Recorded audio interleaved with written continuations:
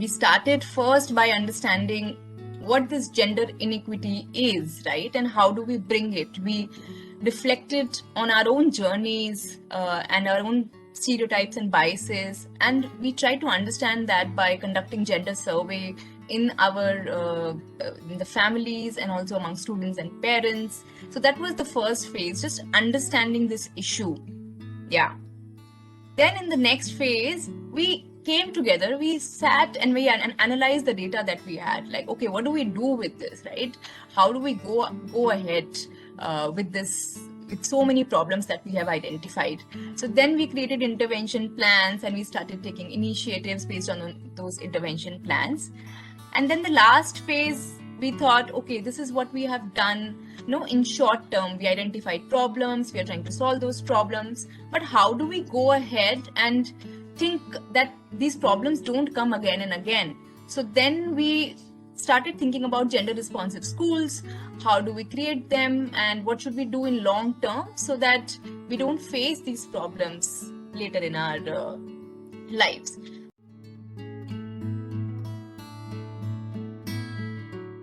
This is my school survey. I have collected the data of 358 students and their families, and I got that information. What is amazing is and painful is that 6 students of my school got married during COVID lockdown. Sometimes health issues of parents and single parent issues where the woman has to obey the family pressures, and parents are unaware of physical and emotional problems related to children.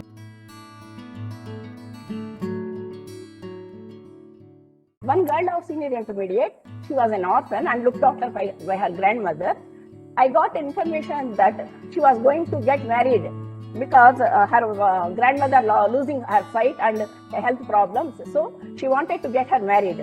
But myself and the house teacher convinced the grandmother to stop the marriage and explained that the girl has already no support from the parents. If she is get married in this early age, it would be more difficult to her in future. And the grandmother was also convinced.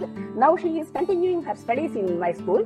What the grandmother asked me is to help her, to support her in future studies, and we promised that too. And the second story, there is a girl in 10th class. She got married during the COVID lockdown because her mother was alone and she was insisted by the relatives to get that girl married. But after some problems occurred in that marriage, and we called the mother and daughter to our school, and we convinced her to continue the studies. Our district vigilance, SC/ST vigilance and monetary committee member, Srimati Anuradha Devi, also helped in counseling them.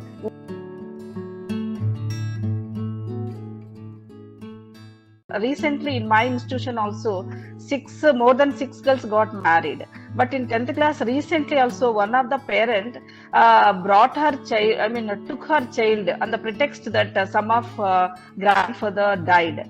But I came to know that she got engaged later. So I decided somehow to stop this later consequences, and I called her. I talked to her convincingly, and I took an oath from her that not to marry her at least up to the age of 18 years. This is all I could do with the Project Shakti experience only. I can say that. I'm benefited in a multiple way through Project Shakti. I understand that my responsibilities as a school leader are not at all limited, they are unlimited. I also realized my role as a school leader to promote safety, security, and building self-confidence to face problems bravely in the younger generation. I also became a patient listener to the individual and collective problems faced by students at home as well as in the premises. And I finally realized truly that only with the good interaction and patient listening and convincingly talking with either with community or with parents or students, most of the challenges can be resolved.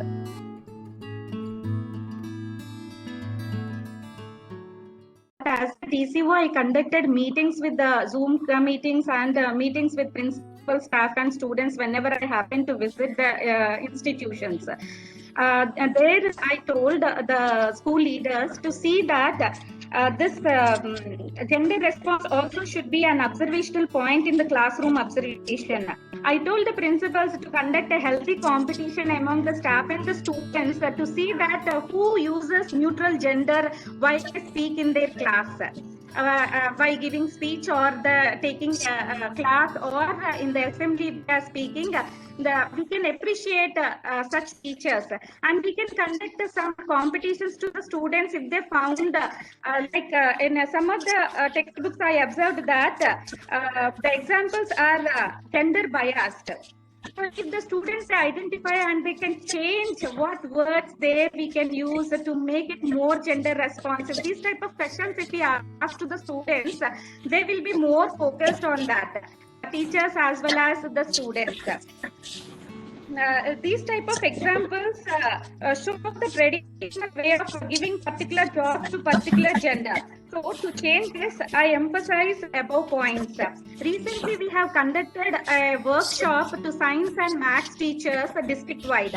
In that meeting also, I said to the teachers to see that when they are giving examples in their lessons, they must be very much focused, and it should not be like gender biased. For example, we show the pictures of always mother is cooking and father is bringing the vegetables or working. So these type of stereotypic examples we have to change.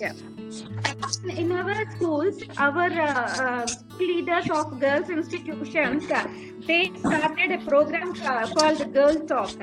As a part of it, they are conducting various programs. But the best of these great straps have been developed between the staff and students.